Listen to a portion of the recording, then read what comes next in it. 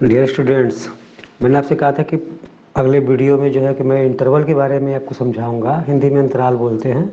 तो बड़ा ही महत्वपूर्ण चीज़ है, आप ज़रा उसको भी जान लीजिए कि इंटरवल के बारे में मैं क्या बताना चाहता हूँ कि इंटरवल क्या होता है। ठीक है, जैसे मान लीजिए कि इसको समझाने के लिए, जैसे मान लीजिए कि ये नंबर लाइन है। ठीक है, यहाँ पे इनफाइनाइट है, यहाँ माइनस इनफाइनाइट है। ठीक है, और ये हमारा टारगेट क्या है? हमारा टारगेट है इंटरवल में समझा रहा हूँ। ठीक है, तो यहाँ पर मान लो कोई संख्या है ए और यहाँ पे कोई संख्या है बी। जैसा कि यहाँ पर लिखा गया है ए बी, ए को लेफ्ट लिखे हैं, बी को राइट लिखे हैं। इसका मतलब हुआ कि ए बी से लेस रहा होगा, क्योंकि जो लेस इस क्वांटिटी होती है वो लेफ्ट साइड में जाती है, और जो ग्रेटर क्वांटिटी होती है वो राइट हैंड साइड में जाती है। तो इसका मतलब ए लेस है, बी ग्रेटर है। ठीक है, अब इसके बीच में, यहाँ से यहाँ के बीच में कितने रियल नंबर होंगे? यहाँ से यहाँ के बीच में, ए से बी के बीच में कितने रियल नंबर होंगे? इसके बीच में इनफाइनाइट रियल नंबर हैं। ए और बी को आप कितना भी क्लोज कर देंगे, कितना भी एक दूसरे के निकट ला देंगे, number of real numbers always infinite ही होगा। ठीक है, यहाँ से यहाँ तक इनफाइनाइट रियल नंबर होंगे। तो उन सारे रियल नंबर को लेकर के अगर एक सेट बनाया जाए, एक ऐसा सेट, मतलब उस सेट में मैं चाह रहा हूँ कि ए शामिल हो, बी भी शामिल हो, और ए और बी के बीच में जितने भी रियल नंबर है वो सब के सब उस सेट के अंदर शामिल हो। एक ऐसा सेट बनाना चाहते हैं। ठीक है, तो उसको हम लोग ऐसे लिखेंगे, इस टाइप से लिखेंगे कि मतलब वो सारा का सारा रियल नंबर ए और बी के बीच में रहेगा, और ए और बी भी उसमें इंक्लूड रहेंगे। मतलब ए और बी को छोड़ना नहीं है, ए और बी को तो लेना है, और ए और बी के बीच में जितने रियल नंबर हैं उन सबको लेना है। और एक चीज़ का और ध्यान देना है कि उनका जब लेंगे हम सारे रियल नंबर को, तो उनका आर्डर डिस्टर्ब ना हो। मतलब जो स्मॉलर क्वांटिटी है हमेशा लेफ्ट साइड में पड़े, और ग्रेटर क्वांटिटी हमेशा राइट हैंड साइड में पड़े। मतलब छोटा वाला हमेशा बाएं ही पड़े, बड़ा वाला हमेशा दाएं ही पड़े, और सारे के सारे रियल नंबर भी इंक्लूड हो जाएं, ए और बी भी उसमें शामिल हो, और बीच के सारे रियल नंबर हो। तो उसको आप सांकेतिक रूप में ऐसे लिखते हो, लेकिन उसके लिए एक चिन्ह बनाया गया है, ये ऐसे। इसको बोलते हैं क्लोज्ड इंटरवल। क्लोज्ड इंटरवल, इसमें इसका भाव क्या है कि इस इंटरवल के अंदर ए भी है, बी भी है, और ए और बी के बीच में जितने रियल नंबर है सब के सब इसके अंदर है। मतलब इसके अंदर देखने से भले ही आपको दो लग रहा है, लेकिन नंबर ऑफ रियल्स इनफाइनाइट है। इसके अंदर इनफाइनाइट रियल नंबर है, इसमें ए भी है, बी भी है, और ए और बी के बीच में जितने भी रियल नंबर सब इसके अंदर इंक्लूड है। ठीक है, इसका पूरा नाम है closed interval. Closed interval, close interval. और अगर मान लो आप ये कहना चाहते हो कि कि आप एक ऐसा इंटरवल बनाना चाहते हो कि उस इंटरवल में सारे के सारे रियल नंबर रहें, सब रहे, टोटल कोई छूटे ना, बस ए और बी उसमें शामिल ना रहें। ठीक है, माने जितने हैं सारे इसके अंदर, सब उसके अंदर चले जाए, बस इसमें तो ए और बी भी है, और उसके जो नया मैं सेट बनाना चाहता हूँ उसके अंदर केवल ए और बी ना रहें, बाकी ए और बी के बीच में जितने भी हैं सब के सब रहे। तो उसको हम लोग कहेंगे ओपन इंटरवल। ओपन इंटरवल, उसका चिन्ह ये बनाएंगे ऐसे। अगर ये चिन्ह बना दिया, इसका मतलब है कि इसमें ए और बी इंक्लूड नहीं रहेंगे। और ये चिन्ह बना दिया तो इसका मतलब इसमें ए और बी भी इंक्लूड रहेंगे। बाकी ए और बी के बीच में जितने भी रियल नंबर हैं वो सारे के सारे इसमें भी हैं, इसमें भी हैं।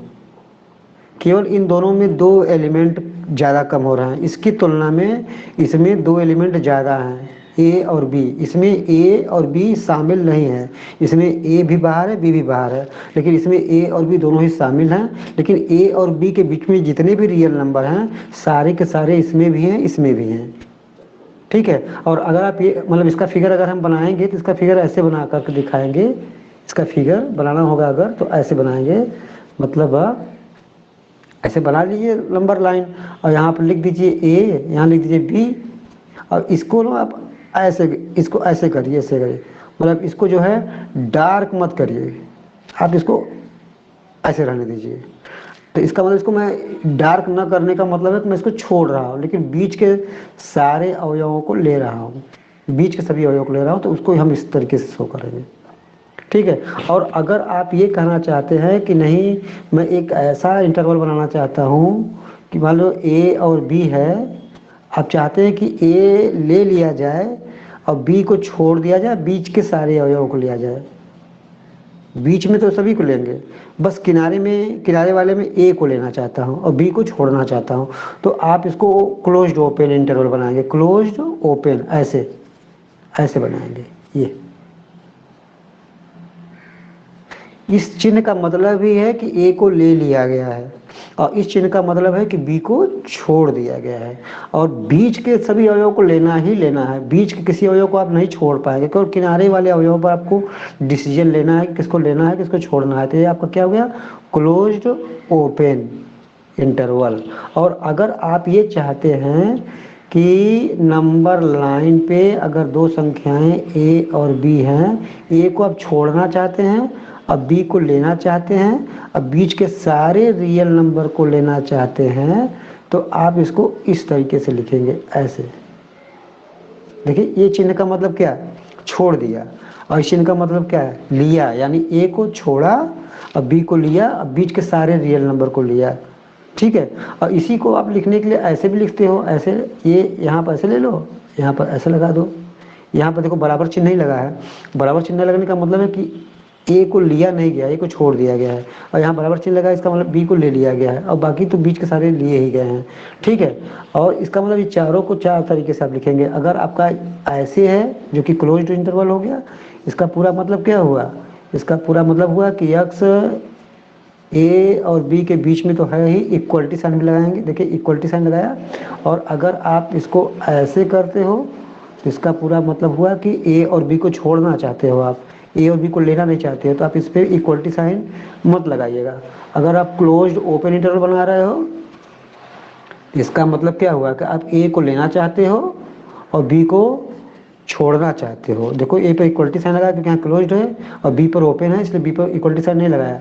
और अगर आप ओपन क्लोज्ड इंटरवल बनाना चाहते हो तो इसका मतलब ये हुआ कि आप ए को छोड़ना चाहते हो और बी को लेना चाहते हो, तो बी पे इक्वलिटी लगा दिया और ए पर इक्वलिटी साइन नहीं लगाया। तो ये आप इसको ऐसे भी लिखते हैं, इसी को ऐसे भी लिखते हैं, ये ज़्यादा बेहतर तरीका है। इस तरीके को आप नहीं समझेंगे तो गणित में, मैंने मैथमेटिक्स में आपको बाद में बड़ी दिक्कत का सामना करना पड़ेगा। इसलिए आप इसको ध्यान से समझ करके दिमाग में बैठा लीजिए। और एक चीज़ और है, मैं आपको वेविक एरो मेथड आपको जानना क्यों ज़रूरी है, वेविक एरो मेथड इसलिए आपको जानना ज़रूरी है कि वेविक एरो मेथड की सहायता से थोड़ा मैं आपको ट्रेसिंग वगैरह भी थोड़ा बहुत बता दूंगा कि ट्रेसिंग वगैरह सीख जाएंगे। जब ट्रेसिंग सीख जाएंगे तो उससे आपको मैक्सिमा मिनिमा वगैरह सब कुछ समझाना या करो कि ट्रेसिंग वगैरह करना बड़ा आसान हो जाएगा, ठीक है। तो किसी तरीके से अगर आपको मौका मिले तो आप इसको सीख लीजिए, ताकि मैं आपको अगले वीडियो में कुछ कर्व ट्रेसिंग वगैरह भी सिखा सकूं, ठीक है। ठीक है, ओके।